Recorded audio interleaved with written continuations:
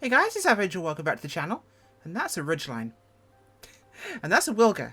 Yes, we're flying Got Friends Wilga today, and I'm taking you to some really cool little airfields that I've just found recently.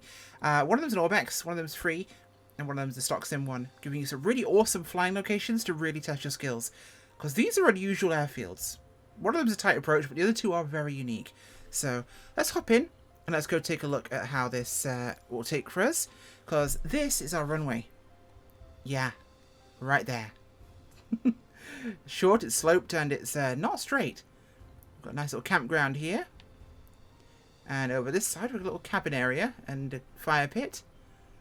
Imagine landing here, and this is where you camp out or stay for the night, having a cookout around the fire, singing Kumbaya.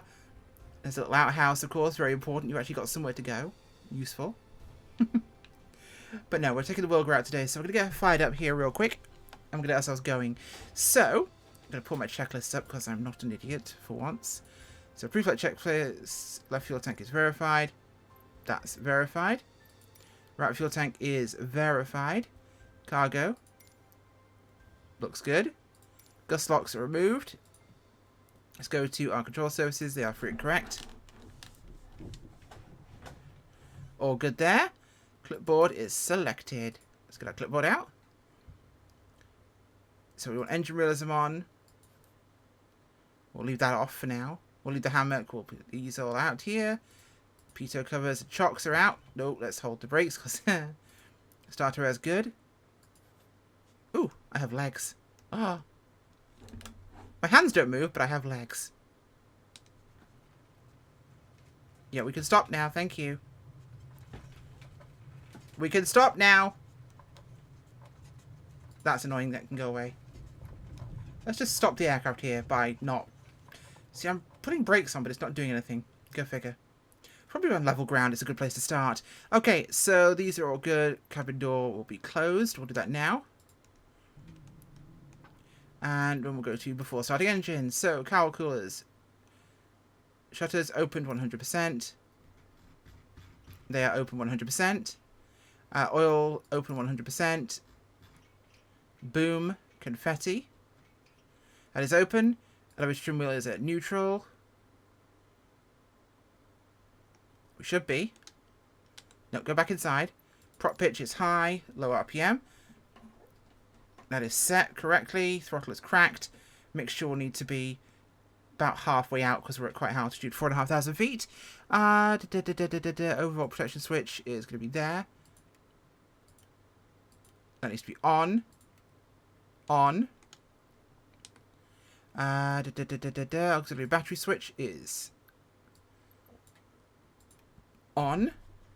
Let's turn our actual powers on. We'll turn avionics on here. We don't need the wipers on.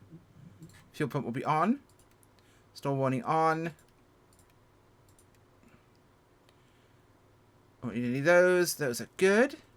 So these are all correct. And now it's starting engine. So air starter valve is opened. Okay, that's on. Fuel selector as required.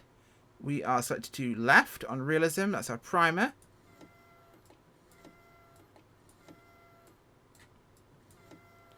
Okay. Fuel pump is on already. Engine spark shower switch is on. Mags to left and right 1 and 2. That's our 1 and 2 set there. Brakes are applied. Clear prop arc and start engine. So,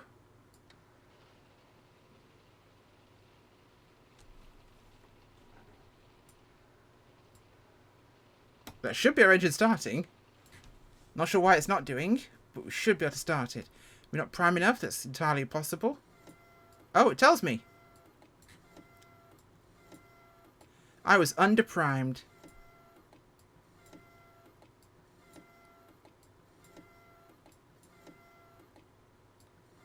Are we primed yet? Needs a lot of primer. Well, they probably cleared some of that out of the engine when we actually tried to cycle it.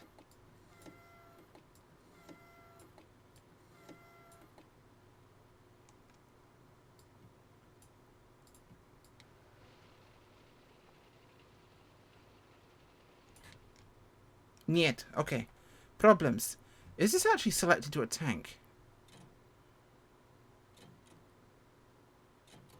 We are selected to a tank. Still underprimed. Wow, this is impressively underprimed.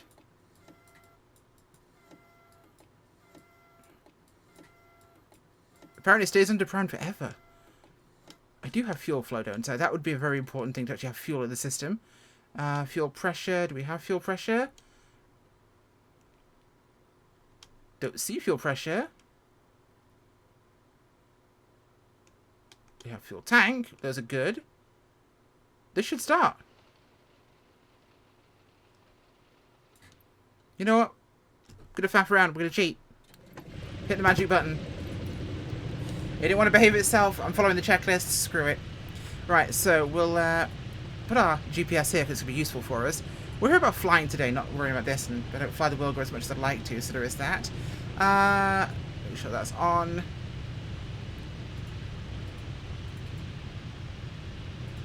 There we go, that's set right. My head is switched on here. I'll get lambasted in the comments for not correctly starting the Wilga. There'll be something simple I didn't do. I didn't know what it was, so we'll go with that. Right, where is the start of our runway? That's it there. So this one's a tricky one because it's downhill, but we should be okay. One notch of flaps.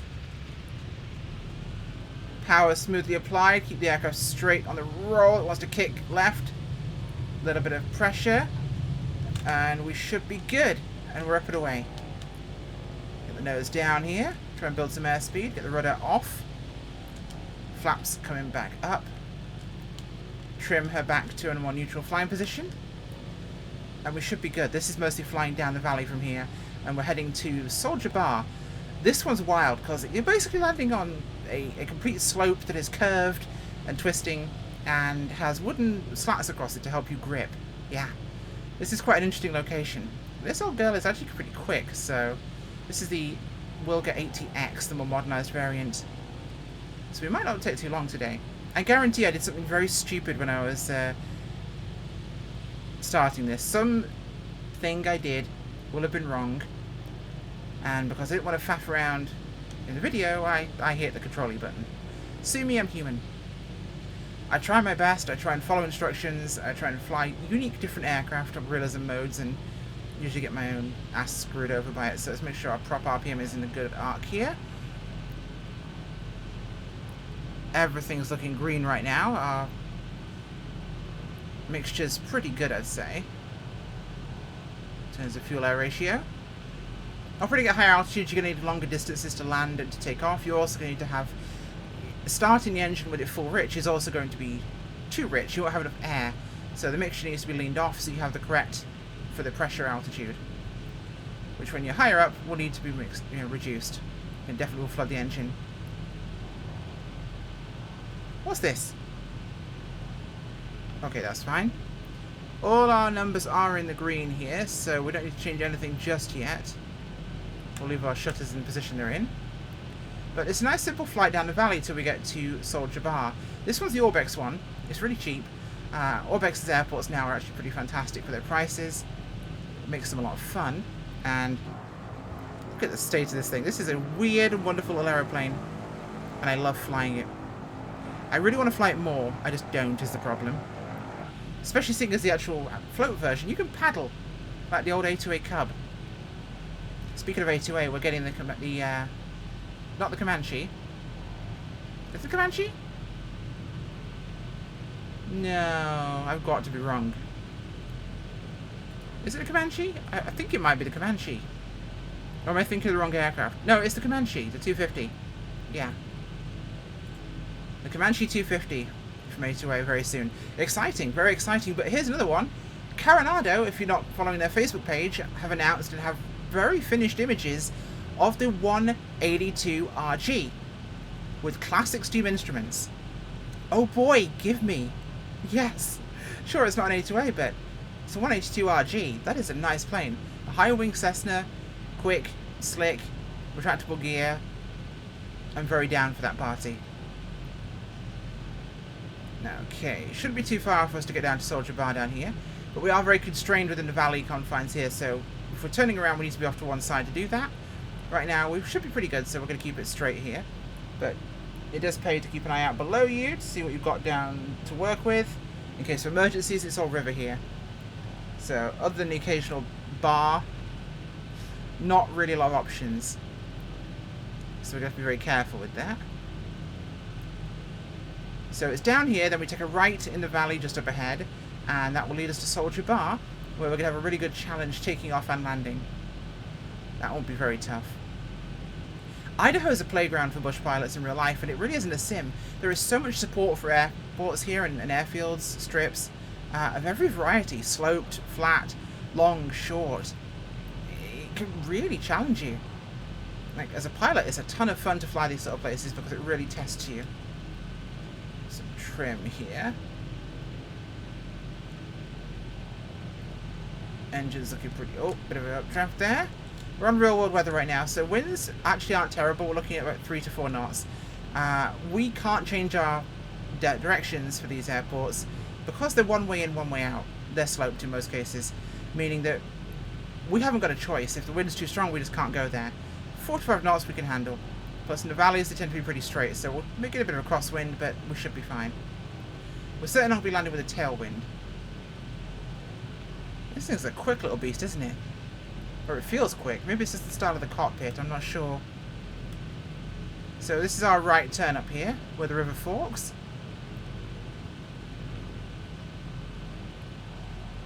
Nice bit of a grade here to the landscape, so we'll swing her over to the left a little bit.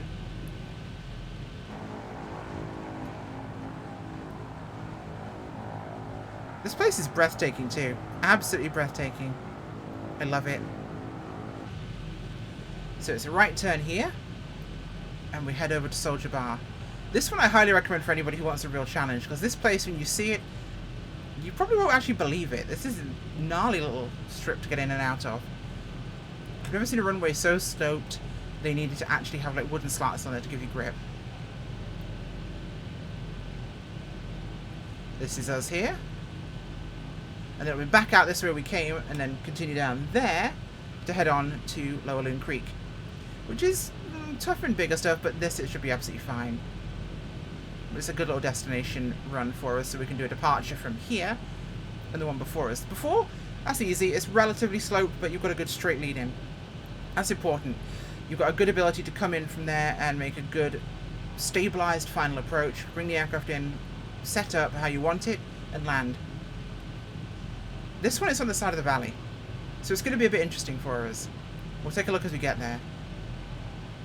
We'll do a fly past and then we'll check it out. How are we looking on the engine? Everything's looking good there.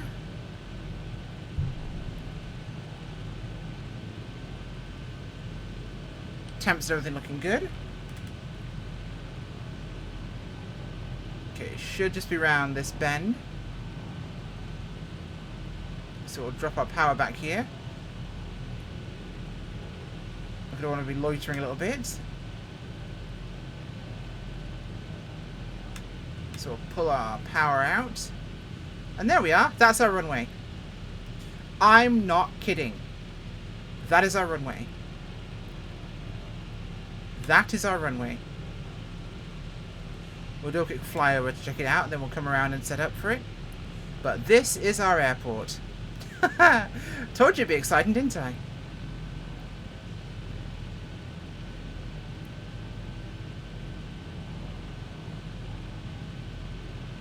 So we come in on this heading, pretty close to the hill to our left.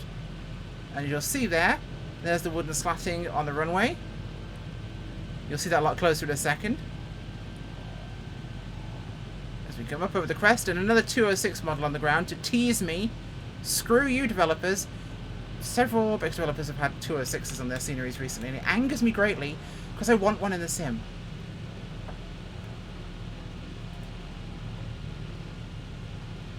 What was I looking for there? That's a hill. Let's not do that. Okay, so there's our airfield. We're going to want to get some altitude, turn around, and set up for a nice stable final. Pretty good drag in, so if we just head back here and turn the corner, we've got a nice wide section we can use for a turnaround. So we'll tuck ourselves over to this side because we're going to want to come back on that side of the valley over there. Gives us the best approach angle. This engine sounds delightful, doesn't it?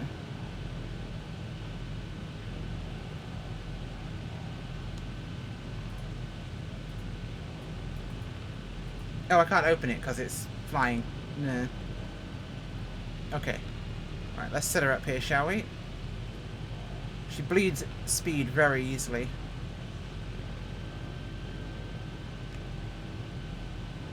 Alright, let's bring her around here.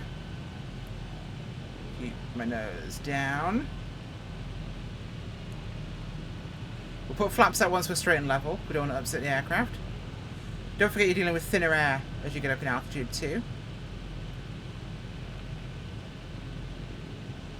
Get an early visual where we need to be, so it's around that bend. So we're good here, so 2 notches of flaps in. We'll maintain our power here to counterbalance the drag we're going to pick up. But this does give us a good nose down attitude. There we are. Roll her in on final.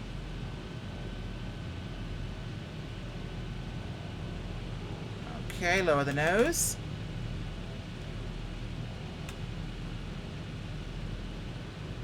Just under 60 knots here.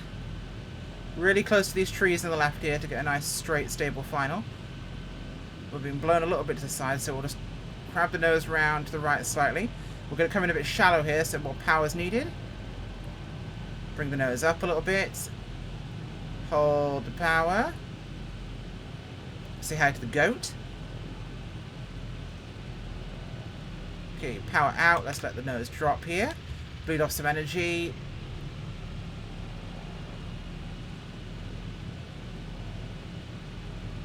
Okay.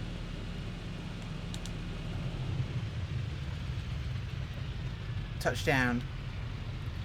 Little brisk, but it worked. You have to flare more than you might think when you're landing on something sloped. We'll keep our power on here to get ourselves up the hill, so flaps up. There we go. Yeah, this is still the technically the runway or the taxiway. It's hard to tell at a place like this. Let's get ourselves up here.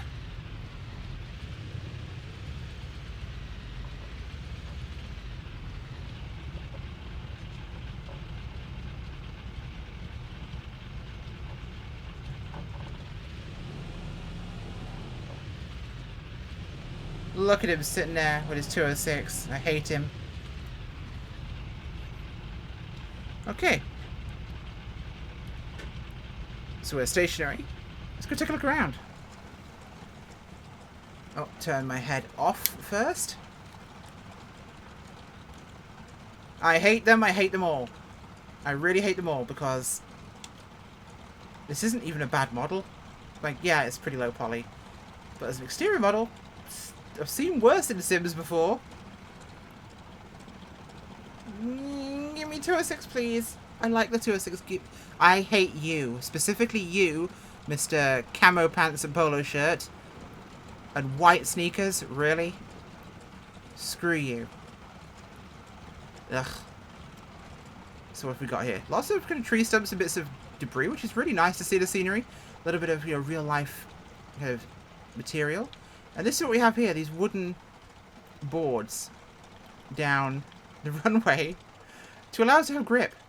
Yeah. And we do have a windsock there. Okay, so we're picking up a slight cross, mostly headwind there, which is fine. What have we got down here?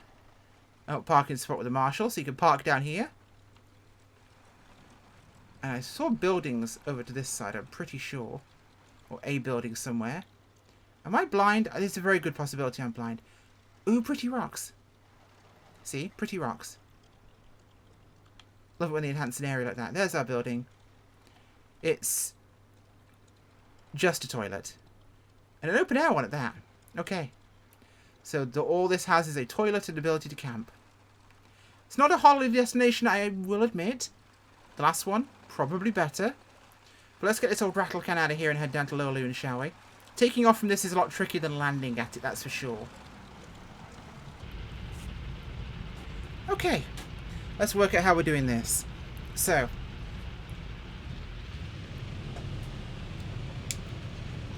we're going to set ourselves up here. We're not going to take off from the top. That is a mistake. You do not want to do that.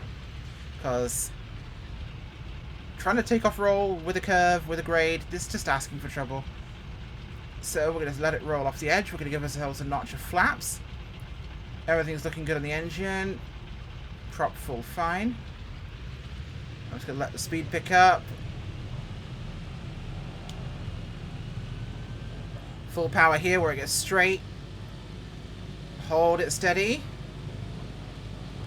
And pull back and we are away. Full power. Flaps coming up. Nose will drop slightly. We'll gain speed. And we'll pull that power back out. We'll pull our prop back. And we're looking good. Okay. So back out to the T-junction. Take a right. And we head off to Lower Loon. Which should give us a better opportunity for a good landing. But Lower Loon is a tricky one because you have a very short stabilized final. Because you're having to turn really tightly for that. You have to really know what you want the aircraft to do early. So you want to make sure you're managing your speed, because tight turns to final can leave you either too slow, which can result in a spin, or you'll be turning with your flaps in, which we're not going to be doing because we have immediate flap deployment with them being manual, and you want to make sure you know what your plan is ahead of time. If you know it's going to be a very tight, short turn to final, manage your speed, use it to help you descend, use it to help you slow down, and know what you're going to do as soon as you've done that. Which means making sure we get our flaps in the setting we want them to be in, making sure our power and aircraft configuration and speeds are all correct. There is a go around. It's not pretty, but it works. So we manage that. Okay, round the corner we come. Oh, we'll just hop the ridge line. Ridges are meant to be hopped.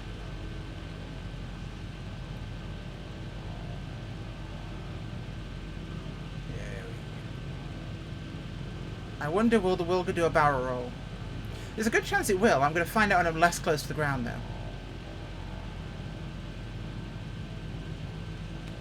Look at that view. Wow.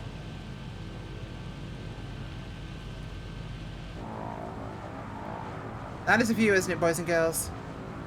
My gosh. Will it do a barrel roll?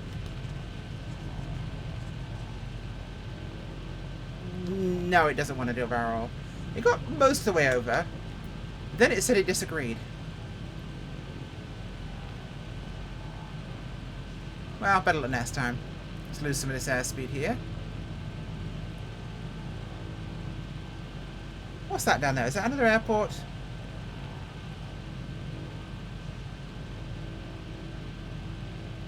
No, but it's landable. If we were, for example, setting up an off-airfield approach here, we'd want to make sure we got down low and take a good look at where we're going to be landing. Plot your route, plot what you're going to be doing, look at the gradient. Notice here how there's a ridge here and it dips there. You wouldn't want to be doing that. You'd probably want to land across that rather than the way around.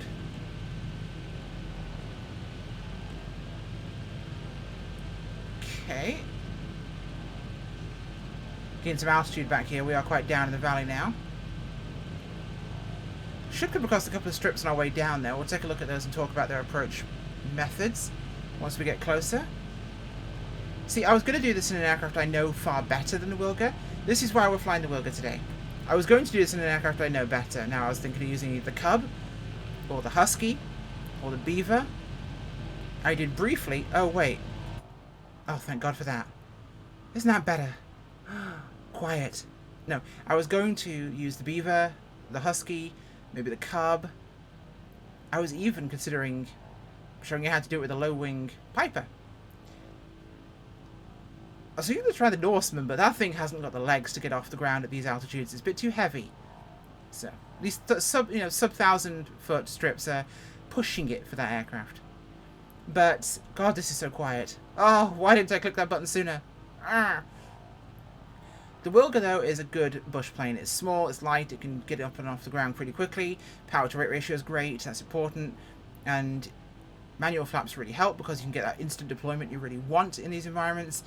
I was going to use the Maul, but again, the Maul disappoints me. I really want to like it, but the flight handling of it is super weird. Like, I do not like the flight model on the Maul. It just feels off. It's too pitch happy, and it has some weird tendencies, I swear. Oh, here's a strip down here. We'll do a low pass to show you how I would plan to come into something like this. So I'm going to pull my power back early. This is not really how I'd probably come into it from, but if we were going to. I could come from the other side. That's probably smarter because you've got a nice low approach in. So if you see here, you have a nice low straight approach in there. But if I want to come this way because of the wind, obviously it's doglegging here, so we're going to have to factor that in. So we're slow. We're going to put flaps in. Just one notch for now. I want maneuverability. I don't want to have too much drag. So I'll let my power out. And I'm going to slip to the runway here. So watch for this in a second.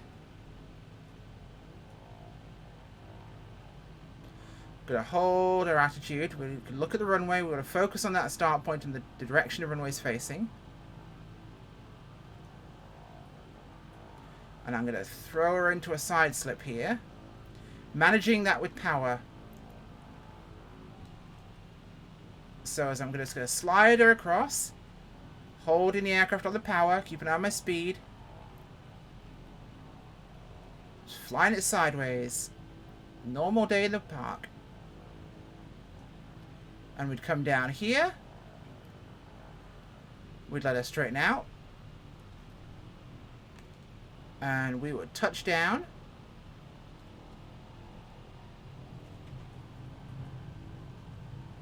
And we'd be good. Or in this case, go around for a touch and go. Get the nose down, build some speed, then think about pulling up the flaps. Once we have that airspeed, and we're good to go. But there are multiple ways to approach things that might seem tricky or difficult at first. That might seem like one way in, one way out. This is another one, but doesn't have scenery for it. Just a little house down there, as you can see. But we should be coming up on Lower Loon very soon. Some nice little verdant areas down here in Idaho. But yeah, you can really... Once you learn how to maneuver the aircraft around, you can really understand how it wants to fly. And coming in from the side of a runway is no real difficulty if you can manage how it's going to come out of that. And you'll find that when you're in a slip or other asymmetric maneuvers, like a high alpha or a slip, etc., you'll have far less energy in the aircraft. So you'll stop far quicker, you'll descend at a more predictable rate. You can control your descent rate not with your speed, but with your power. Because the aircraft will want to come down far sooner than you want. You'll be able to manage that, which is the important part. You will be in control of it with your power.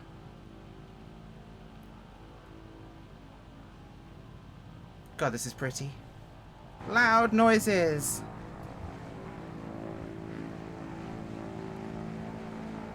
The sim still takes my breath away sometimes. Can't believe it's been nearly 3 years.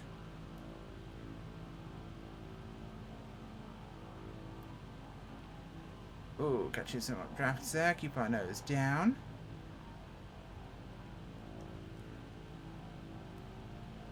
Come around the headland here. We should be coming up on Lower Loon very soon. It shouldn't be too far away for us. In fact, if you can see where the river is starting to fork on my map there, should be just around down here. In theory.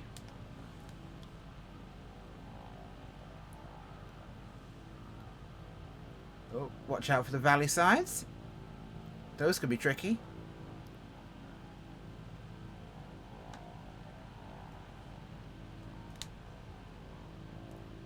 But we should be good in no time at all.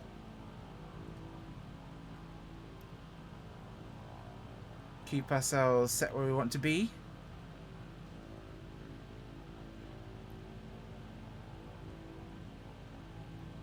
Looking good. Oh no, it's the next little bit of a fork down here, so we want to be turning this way.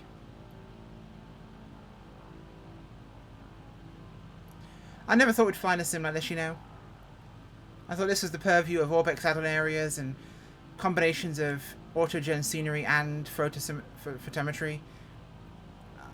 A lot of the time photo scenery was just that, with no trees or anything. But now, look what we've got. This is our stock simulator. What in the heck? I started out with Flight Sim 98. We've come a long way, haven't we? Okay. Yeah, Lowly won't be too far away down here.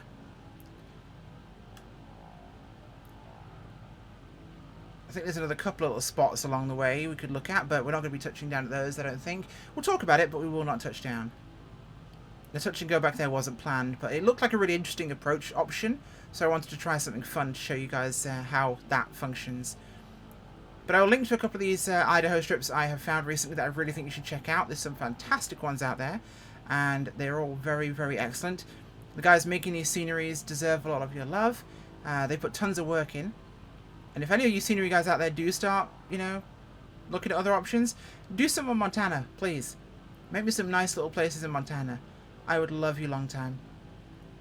I really want to do a ton of flying out there, but there's just not many options for airports. Everything's either big or just doesn't exist. There's loads of stock airports, but no real add-on stuff. There's like 2 I've found. It's kind of crazy. Alright, we are not far away now, so we think what we're going to do. Again, we'll be down in the valley to make our approach, which means we're going to have a tight, short turn to final. With the Wilga, we've got a good size aerofoil, so we're going to have 1 notch of flaps in for that first stage of the approach before we turn. We'll put a 2nd notch in as we make our final, after we've turned final. Too much drag on the wings when you're actually doing that will really mess with your angle of attack, so you can put yourself in some real danger in those cases. We don't want to do that. And we're going a little too quick here. There it is, just ahead of us. So we're going to do a first shot approach here.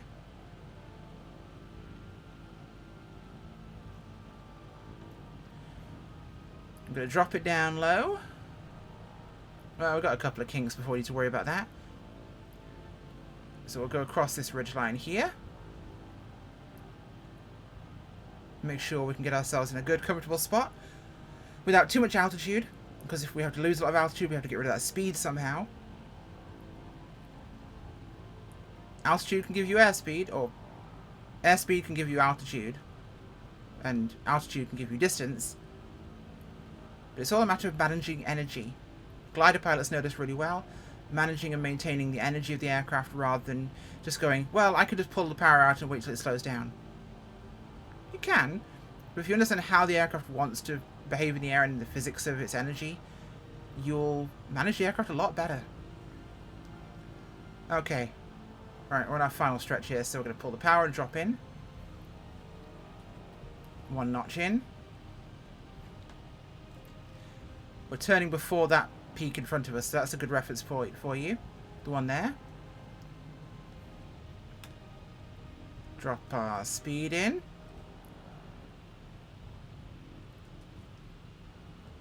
This feels good altitude-wise. There's the runway. We can make this a little bit longer if we want to. We'll just keep it tight to the right-hand side of the wall. We don't want to be turning with a high nose.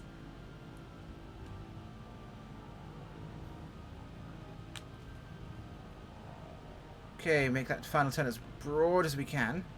Power's out. We're straight.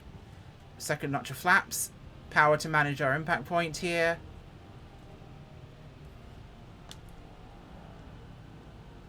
Control that, a little bit of crosswind. Let's fight that. A little bit of power management.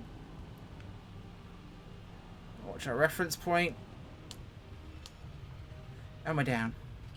Flaps up, which of course reduces the lift on the wing, which of course means more weight on the wheel. Brakes more effective when more weight on the wheel. You stop quicker. When you want to do stop short, land short, you want to pull your flaps up as quickly as you can. Let's get this beast off the runway.